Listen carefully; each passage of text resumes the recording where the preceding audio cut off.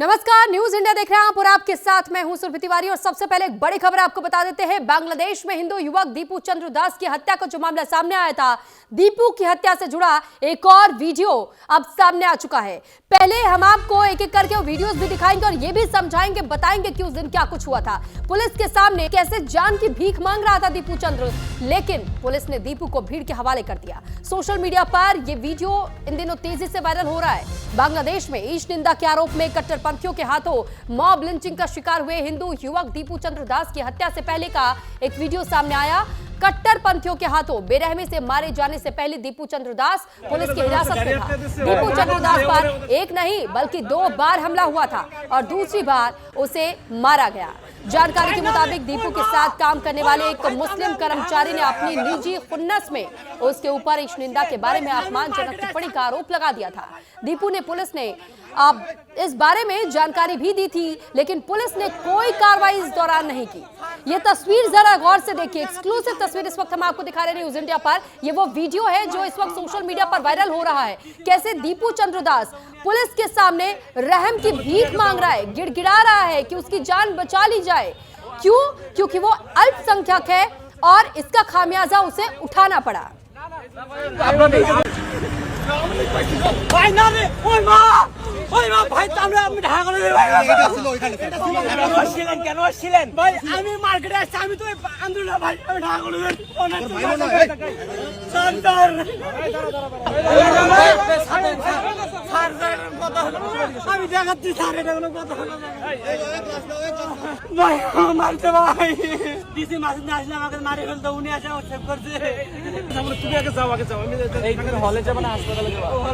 ও আমার সাথে এখানে আমরা লেভেলে যারা হচ্ছে গাড়ি আটকে দিচ্ছে ওরা মনে করতেছে এও মনে ওদের সাথে না না ভাই না রে ওই মা ভাই আমরা আমি ঢাকা করে দেব ছিলেন কেন ছিলেন ভাই আমি মার্কেটে আসছি আমি তো আন্দোলন ভাই আমি ঢাকা করে দেব সন্তান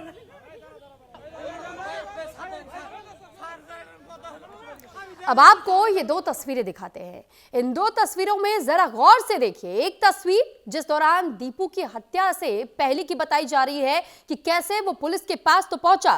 उसे ये उम्मीद थी कि ये बांग्लादेश की पुलिस उसका साथ देगी, उसकी मदद करेगी। वो रहम की भीख मांगता रहा, गिड़गिड़ाता रहा कि मुझे बचा लीजिए, मेरी जान को खतरा है। लेकिन कैसे एक उसी के साथी कर्मचारी ने उस पर ईश निंदा का आरोप लगा दिया और यह कहा गया कि उसने ईश निंदा की है। ब्लास्फेमी का मामला सामने आया, यानी कि किस तरीके से कहा गया कि उसने इस्लाम के खिलाफ अभद्र टिप्पणी की है और इस मामले में उसने भीड़ को उकसा दिया, जिसके बाद से दीपू चंद्र दास, जो कि अल्पसंख्यक समुदाय से आता है बांग्लादेश में, यानी हिंदू, और आप सोचे कि उसकी कैसे निर्मम हत्या कर दी जाती है। और उसके बाद जिस पुलिस से वो रहम की भीख मांग रहा था कि उसकी जान बचा ली जाए, उस पुलिस ने भी भीड़ के हाथों सौंप दिया।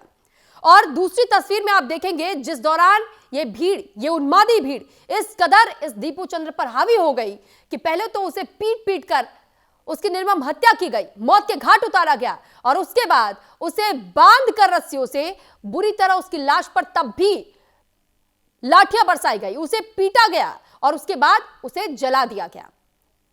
ये 2 तस्वीरें हम आपको दिखा रहे हैं और ये दोनों तस्वीरें किसी को भी हैरान, परेशान और विचलित कर सकती हैं, किसी को भी हिलाकर रख सकती हैं। क्योंकि ये दिल दहला देने वाली तस्वीरें हैं।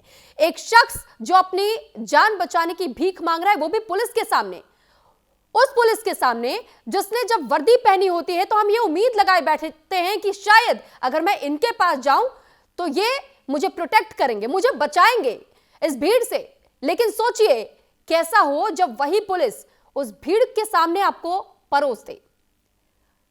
और आप इन तस्वीरों को देखकर अंदाजा लगा सकते हैं कैसे वो रो रहा है, परेशान है, गिड़गिड़ा रहा है, रहम की भीख मांग रहा है कि बस मुझे बचा लीजिए। ऐसा कुछ नहीं है। और आपको यह जानकर के हैरानी होगी कि जब यह मामला तूल पकड़ता चला गया, इस मामले में RAB 14 के कमांडर मोहम्मद शमजुमा ने साफ कहा था कि दीपू के फेसबुक प्रोफाइल पर ऐसा कुछ भी नहीं मिला जिसमें उसने ईश निंदा की हो। आप सोचिए कि कैसे सिर्फ महज एक आरोप के बदौलत एक शख्स की जान ले ली जाती है।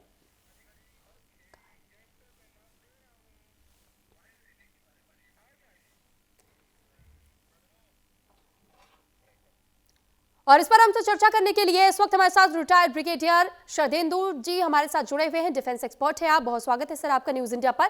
शोएब चौधरी जी बांग्लादेशी पत्रकार भी हमारे साथ जुड़े हुए हैं, आपका भी बहुत स्वागत है सर। सबसे पहले मैं शोएब सर आपका रुख कर रही हूं, क्योंकि बांग्लादेश की घटना तो आपसे मुझे इसके पहलुओं पर जानना बहुत जरूरी हो जाता है कि सर जब ये ईशनिंदा का मामला सामने आया, हमने वो 2 तस्वीरें देखी और दिखाई अपने दर्शकों को कि कैसे पुलिस के सामने खड़े होकर के भीख मांग रहा दीपू चंद्र दास और उसके बाद उसकी निर्मम हत्या कर दी जाती है, और उसमें पूरा सहयोग पुलिस का भी रहा क्योंकि पुलिस ने सौंपा उस भीड़ के सामने। लेकिन सर उसके बाद ये पता चलता है कि ईशनिंदा से जुड़ा तो कोई मामला था ही नहीं।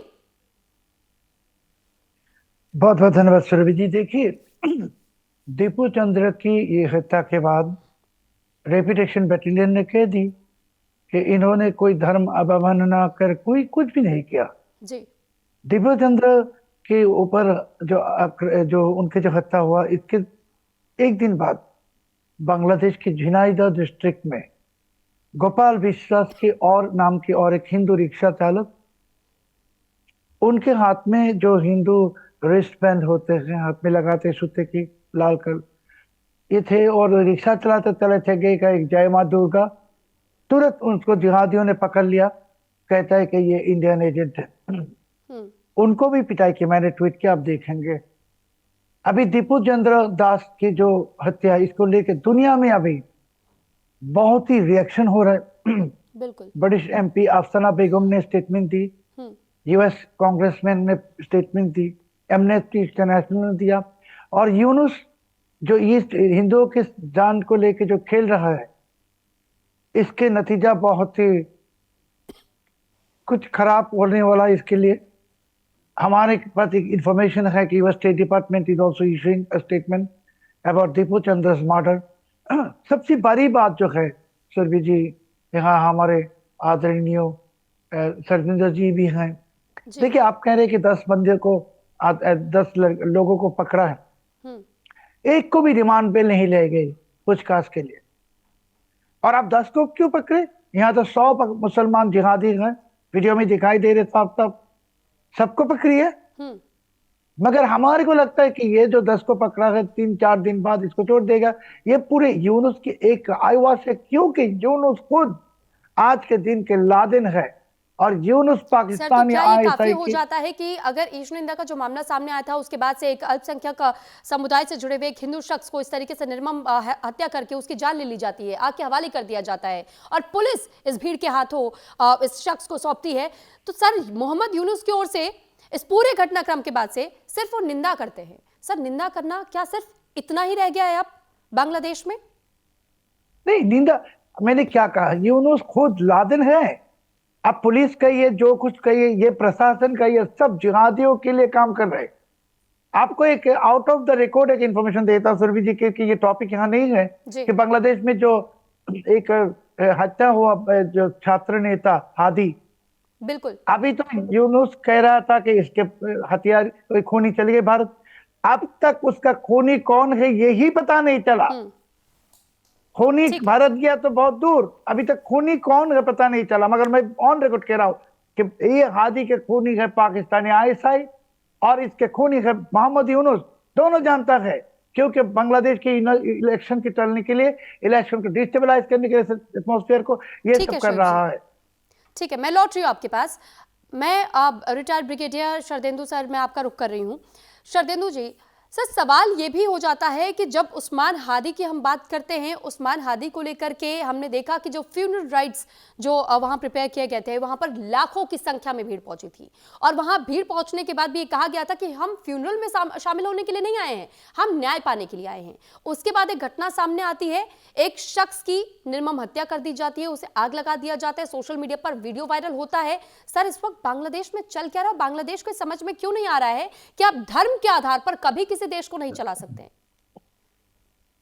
देखिए सुरभि जी, आपने इस सब्जेक्ट में मेरे को बोलने का मौका दिया, इसके लिए बहुत बहुत धन्यवाद। लेकिन बांग्लादेश में इस तरीके की घटनाएं रुकेंगी नहीं, ये और भी चलती चली जाएंगी, और ये 5 अगस्त से ही चल रही हैं। जब से शेख हसीना को सत्ता से हटाया है, और जब से आपके मोहम्मद यूनुस सत्ता में आए हैं केयर टेकर गवर्नमेंट के रूप में, उन्होंने किसी भी एंगल से किसी भी लेवल पे जाके इस तरीके के जिहादियों को, इस तरीके के मुस्लिम फंडामेंटलिस्ट को चेक नहीं किया। वो उनकी तरह की लैंग्वेज बोल रहे हैं, उन्हीं को प्रशय दे रहे हैं, उन्हीं की गोदी में जाके बैठे हुए हैं। तो अगर आप उनसे उम्मीद कर रहे हैं कि वो बांग्लादेश में कोई न्याय संगत व्यवस्था इस्टेब्लिश करेंगे, मेरा मानना है ऐसा होने वाला नहीं है। वहां पे फंडामेंटलिस्ट फोर्सेस आज की डेट में बहुत बढ़ चढ़ के काम कर रही हैं, जिसके पीछे पाकिस्तान आर्मी और आईएसआई का हाथ है, और साथ में जमात के लोग जो अभी तक जेल में थे उनको सबको जेल से छोड़ा गया। ये सिचुएशन क्रिएट की जा रही है। 12 फरवरी को इलेक्शन मोहम्मद यूनुस नहीं चाहते हैं, ऐसा मेरा मानना है।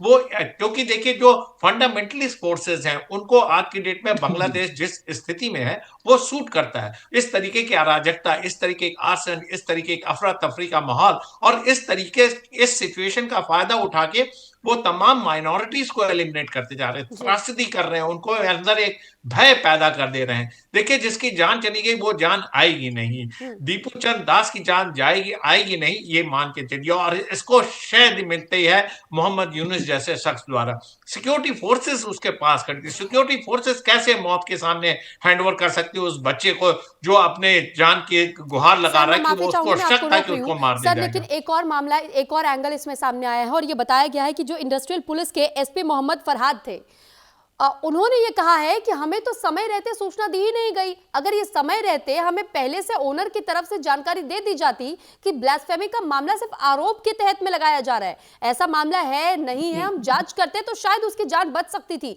लेकिन एक वीडियो जिसमें हम साफ तौर पर देख पा रहे हैं कि बांग्लादेश की पुलिस खुद दीपू चंद्र दास को भीड़ के हवाले कर रही है, और दूसरी तरफ ये स्टेटमेंट कि हमें पहले बताया गया होता तो शायद उसकी जान बच जाती। सर, किसी के इशारे पे ये चीजें हो रही है क्या? ये सारी स्टेटमेंट है। Fact of the matter is कि वो दीप चंद की जान चली गई, जान ले ली गई मॉब लिंचिंग के द्वारा। तो ये सब कवर एक्शन है। 10 लोगों को पकड़ा गया है, लेकिन उसमें जिस तरीके के मॉब इन्वॉल्व था, जिस तरीके की एक्टिविटी बांग्लादेश में चल रही है वो रुकने वाली नहीं है। और जहां तक देखिए शरीफ उस्मान हादी के फनरल का सवाल है, मोहम्मद यूनुस उस सेंटिमेंट पे राइड करना चाहते हैं देश के, उस सेंटिमेंट को जो एंटी इंडिया सेंटिमेंट वो जनरेट करते हैं। और जो उस्मान हादी ने जिस तरीके से एंटी इंडिया सेंटिमेंट को उभारा था, अल्टीमेटली अज्ञात लोगों ने उसकी जान मारी, लेकिन आपने पूरा ब्लेम हिंदुस्तान पे कर दिया। और उसके जब जनाजे में इतने लोग आए तो आप उसको और भड़काने के लिए वहां पहुंच गए। आप चाहते हैं उस सेंटिमेंट पे राइड करना है, एंटी इंडिया सेंटिमेंट, और इसके पीछे आप बहुत खतरनाक खेल खेल रहे हैं। इससे देश के आपके भला नहीं होने वाला है। आपने यहाँ पे रीजनल इनस्टेबिलिटी क्रिएट कर रखी है, इसके लिए मोहम्मद यूनुस जिम्मेदार है। देखिए मोहम्मद यूनुस एक अमेरिका से लाए गए शख्स थे जिनको आपने शासन में बैठा दिया गया। ताकतें इसके पीछे कुछ और काम कर रही हैं। ताकतें वो हैं जो हिंदुस्तान के बरखिलाफ काम करती है। ताकतें वो हैं जो बांग्लादेश के सेकुलर आउटलुक को हिट करती हैं। बांग्लादेश एक प्रगतिशील देश था, सेकुलर कंट्री था, तमाम तरीके की उनकी जो सांस्कृतिक विरासत थी और एकेडमिक कल्चर था, उसको देखिए किस तरीके से चोट पहुंचाई गई है। फंडामेंटलिस्ट इस्लामिक फंडामेंटलिज्म को वहां बढ़ावा दिया जा रहा है। अच्छा खासा ठीक है। क्योंकि सर आपने इस चीज का जिक्र किया है तो मैं इस बीच में शोएब जी का रुख करूंगी, लेकिन इस बीच एक बड़ी खबर पहले हम अपने दर्शकों को बता दें। यह खबर बांग्लादेश से ही जुड़ी हुई है। बांग्लादेश में युवा नेता को गोली मार दी गई है। नेशनल सिटीजन्स पार्टी के छात्र नेता को गोली मारी गई है। मोहम्मद मोतालेब सिकंदर पर अज्ञात हमलावरों का यह हमला देखने को मिला है। ये जानकारी आपको दे रहे हैं कि नेशनल सिटीजन्स पार्टी के छात्र नेता को गोली मारी गई है। बांग्लादेश का यह मामला, और आप सोचिए कि कैसे राजनीतिक हिंसा की घटनाएं थमने का नाम बांग्लादेश में इन दिनों नहीं ले रही हैं। उस्मान हादी के बाद अब एक और छात्र नेता को अज्ञात हमलावरों ने गोली मार दी है। घायल छात्र नेता को अस्पताल में फिलहाल भर्ती कराया गया है, जहां डॉक्टर की एक टीम उनका इलाज कर रही है। पुलिस ने बताया है कि खुलना में सोमवार को नेशनल सिटीजन्स पार्टी के केंद्रीय श्रमिक संगठन के नेता मोहम्मद मोतालेब सिकंदर के अज्ञात हमलावरों ने गोली मार दी। गोली उनके कान के पास से निकल गई, जिससे कि वो घायल हो गए। आप सोचिए, अंदाजा लगाया कि कैसे बांग्लादेश में लगातार इस तरीके के घटनाक्रम बढ़ते चले जा रहे हैं। एक बार फिर शोएब जी मैं आपका रुख कर रही हूं, क्योंकि देखिए अभी हम दीपू चंद्र दास का जिक्र कर रहे थे, उस्मान हादी का जिक्र कर रहे थे, इसी बीच एक और मामला, एक और युवा छात्र नेता। आखिर बांग्लादेश में ये सब करके मोहम्मद यूनुस को मिलेगा क्या? किसके इशारों पर ये सब हो रहा है? क्योंकि पिछली बार की चर्चा में जब आप हमारे साथ जुड़े थे तो आपने एक टर्म कोट किया था, डीप स्टेट थ्योरी। तो मैं आपसे ये भी जानना चाहूंगी सर। देखिए, ये जो मुतालिब सिकंदर को जो खून करने की जो अटेम्प्ट है, आप इसको मोटिव्स देखिए कि कान के नीचे गोली किया, हाथी को भी ऐसे ही कान के नीचे गोली किया। सो ये प्रोफेशनल किलर्स का काम होता है, ये कोई मामूली किलर है नहीं। और ऐसे स्किल प्रोफेशनल किलर सिर्फ पाकिस्तान में है, बांग्लादेश में भी है नहीं। प्रोफेशनल किलर, पाकिस्तानी आईएसआई के स्किल ट्रेन किलर ये लोग कर रहे हैं। अगर आप पूछ रहे कि इसमें यूनुस की फायदा क्या, मैं ये एक्सप्लेन करना चाहता हूँ जी। 12 फरवरी अगर चुनाव होते, मैंने कहा नहीं होगा, मैंने कहा अगर होते तो एक इलेक्टेड गवर्नमेंट आ जाते, वो जमात इस्लामी नहीं जी। बीएनपी आ जाते। और वो चुनाव के लिए इतनी इंटरनेशनल प्रेशर है अभी कि अवामी लीग को भी शामिल करना पड़ेगा, माइनस शेख हसीना। तो यूनुस के हाथ से चला जाएगा सब कुछ बीएनपी के हाथ में। और बीएनपी के हाथ में गया तो बीएनपी तो पाकिस्तान की कठपुतली नहीं बनेगा। बीएनपी एंटी इंडिया पार्टी है, मगर यूनुस तो डायरेक्टली पाकिस्तानी एजेंट है। इसके लिए ये जो पाकिस्तानी आईएसआई यूनुस मिलके, आप देखेंगे आज 22 तारीख है, आने वाले 3-4 दिन में और भी ऐसे खून होगा बांग्लादेश में, मर्डर्स होगा। क्योंकि ये सब करके यूनुस कहेगा कि चुनाव करने की एटमॉस्फेयर है नहीं, कह के ये यानी चुनाव आप ये कह रहे हैं कि सब कुछ स्क्रिप्टेड है, पहले से प्लान्ड है, और आप ये बताना चाह रहे हैं कि मोहम्मद यूनुस खुद ये चाहते हैं कि चुनाव टल जाए, जिस वजह से ये कर रहे हैं, और ये वो किसी के इशारे पर कर रहे हैं। हादी से लेके दीपू चंद्र के मर्डर, दीपू चंद्र से लेके मुतालिब सिकदर के ऊपर अटेम्प्ट, सब कुछ पाकिस्तानी आईएसआई के ब्लूप्रिंट है। और ये सब बारे में यूनुस के 100% जानकारी है। यूनुस जानते हैं क्या होने वाला है, क्या हो रहा है। और यूनुस ने ये हादी के जनाजे में जाके ये पॉलिटिकल माइलेज लेने की कोशिश की। ठीक है। यूनुस ने सोचा कि लोगों को इसको इमोशन को यूज करे, मगर मैं कहता हूं कि यूनुस के दिन खत्म होगी। बांग्लादेश के लोग समझ गए ये सब। आप जानते हैं कि जो हमारे सुगंधी जी बता रहे थे कि बंगाली कल्चर के ऊपर अटैक, बंगाली के अस्तित्व के ऊपर अटैक, कि बंगाली जो है पाकिस्तानी हम लोगों को 71 में क्या कहा कि सब बंगाली हिंदू है, क्योंकि हिंदू और बंगाली के कल्चर एक है। अभी ये जंग है, चलिए बंगाली हिंदू, हम हिंदू है, पाकिस्तानी की नजर पे हम हिंदू है, नो प्रॉब्लम।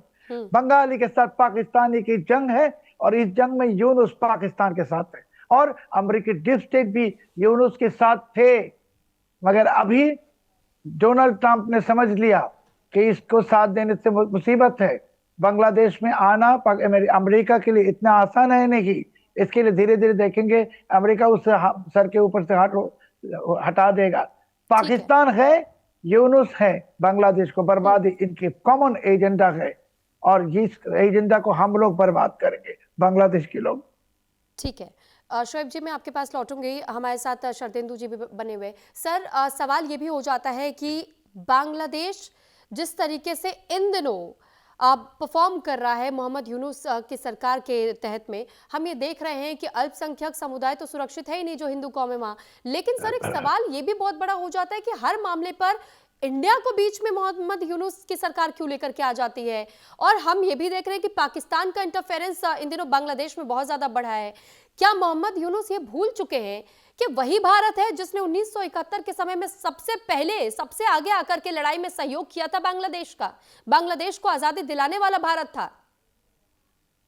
देखिए, मेरा मानना है कि बांग्लादेश की आवाम इस चीज को रिकॉग्नाइज करती है, बांग्लादेश का जनमानस इसको मानता है। और मोहम्मद यूनुस माने ना माने, मोहम्मद यूनुस बड़ा शर्म आती बोलते हुए कि वो नोबेल पीस प्राइज विजेता है, उनका विजडम कहाँ है। आज की डेट में वो जमात की लैंग्वेज बोलते हैं, जमात इस्लाम की जो लैंग्वेज होती है, जिस तरीके से फंडामेंटलिस्ट सोच है वो सोच रखते हैं। वो एक्चुअली वो करता धरता है ही नहीं, इसके पीछे फंडामेंटलिस्ट फोर्सेस लागू हैं, जो उनके जो मिनिस्ट्री तमाम ओहदेदार हैं, जो कैबिनेट उन्होंने सेलेक्ट की है, वो जिम्मेदार हैं। इनके हाथ में कुछ नहीं। मेरे को लगता है कि इनको आधी से ज्यादा चीजें तो पता ही नहीं होगी कि किस तरीके की सियासत हो रही है, किस तरीके से आईएसआई और पाकिस्तान की आर्मी का रेगुलर इन्वॉल्वमेंट वहां बढ़ता चला जा रहा है। इन्हीं के QMG देखिए आज के पाकिस्तान गए थे, ISI के जनरल आए, तमाम तरीके विजिट हुई, ट्रेनिंग हुई, आपके कमर्शियल शिप भी पाकिस्तान की तरफ सेल किए, तमाम तरीके की आप एक्टिविटी कर रहे हैं जो कि पूरी तरीके से एंटी इंडिया और एंटी नेशनल है,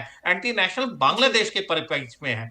आप बांग्लादेश के नेशनल इंटरेस्ट को आप नहीं समझ पा रहे हैं और आप पूरी तरीके से पाकिस्तान की गोद में जाके बैठ गए हैं। आपको समझ में नहीं आता, आपका ईस्ट पाकिस्तान सर वाला मैं प्रेम लौट रही अभी तक हूँ, मोहम्मद सर मैं यूनुस लौट का रही हूँ, गया मैं नहीं माफी है। चाहूंगी आपसे, मैं लौट रही हूँ। लेकिन इस बीच एक और बड़ी खबर है कि बांग्लादेश में युवा नेता को गोली मारी गई, नेशनल सिटीजन्स पार्टी के छात्र नेता को गोली मारी गई है और साथ ही मोहम्मद मुतालिब सिकदर पर अज्ञात हमलावरों का यह हमला बताया जा रहा है। बांग्लादेश में राजनीतिक हिंसा की घटनाएं थमने का नाम नहीं ले रही है।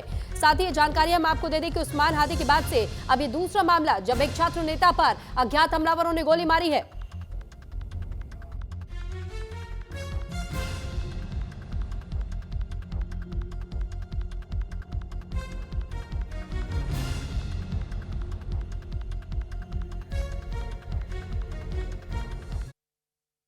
मानो का आप रुक कर लेते हैं शरदिंदु जी, क्योंकि आप अपनी बात रख रहे थे सर इसमें, लेकिन एक और सवाल मैं आपसे जरूर पूछना चाहूंगी, क्योंकि जब हम ये देख रहे हैं सर कि अभी उस्मान हादी की जिस तरीके से अज्ञात हमलावरों ने जान ले ली थी, अब एक और छात्र नेता पर अटैक हो गया बांग्लादेश में, और उसके बाद इसमें पिस्ता कौन है? तो वहां के अल्पसंख्यक लोग। ये जानबूझकर के प्लानिंग की जा रही है क्या सर, कि जो बचे हुए जो अल्पसंख्यक समुदाय के लोग हैं वहां पर, उनका भी पूरी तरीके से सफाया कर दी जाए इसी के आड़ में? देखिए ये सिचुएशन का फायदा उठाया जा रहा है, इसी डबल एज तरीके से काम किया जा रहा है। एक तरफ एनसीपी को टारगेट किया जा रहा है क्योंकि एनसीपी वो पार्टी जो स्टूडेंट विंग को रिप्रेजेंट करती है, और जिस तरीके से अवामी लीग और शेख हसीना को सत्ता से हटाया गया उसमें स्टूडेंट ने शुरुआत की तो और एक बहुत बड़ा हाथ था। तो वो एक रोजी पिक्चर देख रहे हैं बांग्लादेश का, लेकिन जमात इसको नहीं चाहती है, फंडामेंटलिस्ट नहीं चाहते, लिहाजा इस तरीके से अटैक एनसीपी के वर्कर, एनसीपी के लीडर्स पे और होते रहेगा आगे आने वाले दिनों में। और इसी के गार में माइनॉरिटीज को एलिमिनेट करने की कोशिश की जा रही है। कहां 20% माइनॉरिटी थे, 21% आज की डेट में 9% रह गए। ग्रेजुअली ये सिलसिला चलता रहेगा। और मेरा मानना है कि अगर बांग्लादेश में कोई सी भी, चाहे बीएनपी आए, अवामी लीग को तो मेरे को नहीं लगता कि इलेक्शन में पार्टिसिपेट करने दिया जाएगा। अगर करने भी दिया जाएगा तो वो टोकन रिप्रेजेंटेशन होगा।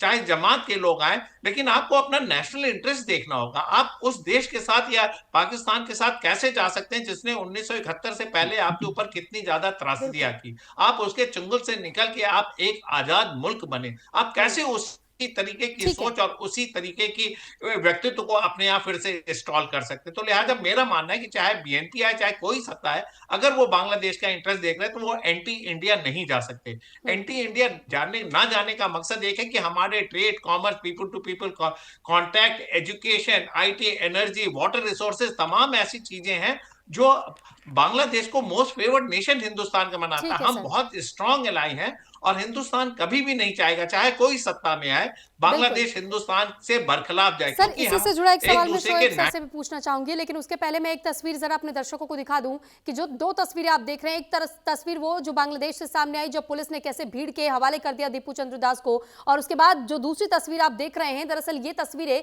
भारत के कोलकाता से सामने आई है और ये बार बार मांग उठाई जा रही है कि आखिर हिंदुओं की सुरक्षा की आवाज के लिए आखिर बांग्लादेश में कोई आवाज क्यों नहीं गूंजती, हिंदुओं की सुरक्षा के लिए वहां कोई कदम क्यों नहीं उठाए जाते। शोएब सर सवाल यह भी बनता है कि जब हम ये देख रहे हैं कि मोहम्मद यूनुस इसे कोट कर देते हैं, वो कहते हैं कि ये तो यूथ का प्रोटेस्ट है, ये तो जेनजीज है। सर जेनजीज टर्म को आप कब तक बदनाम करते रहेंगे और इनकी आड़ आप कब तक लेते रहेंगे, क्योंकि ये जेनजीज या ये यूथ आप इन्हें नहीं कह सकते हैं जो इस तरीके से किसी की निर्मम हत्या कर दे।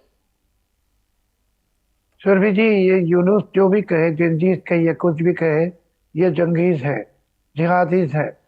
हमारे पार्लियामेंट हाउस का अटैक करने के लिए गया था हादी की जन्मदिन के दिन पे, आप जानते गए। और यूनुस, मैंने क्या कहा, आज के दिन की लादेन है यूनुस, और यूनुस के एजेंडा है बांग्लादेश की बर्बादी और बांग्लादेश की मिट्टी को यूज करके भारत के अंदर आतंकवादी फैलाना, क्योंकि ये उसके आका पाकिस्तान ISI का एजेंट है। मगर अगर आप पूछ रहे कि बांग्लादेश के लोग क्यों प्रोटेस्ट नहीं कर रहे, बांग्लादेश के लोग जरूर प्रोटेस्ट कर रहे हैं। मैं भी बांग्लादेश से बात कर रहा हूँ, सड़कों में लोग आके यूनुस के खिलाफ नारा भी लगा रहे, मगर ये बांग्लादेशी मीडिया में नहीं दिखाने देते, क्योंकि बांग्लादेशी मीडिया में स्ट्रिक्ट सेंसरशिप है। पत्रकार अगर कुछ दिखाता है उसको एंटी टेररिज्म एक्ट में बंद करता है, नहीं तो मर्डर केस में।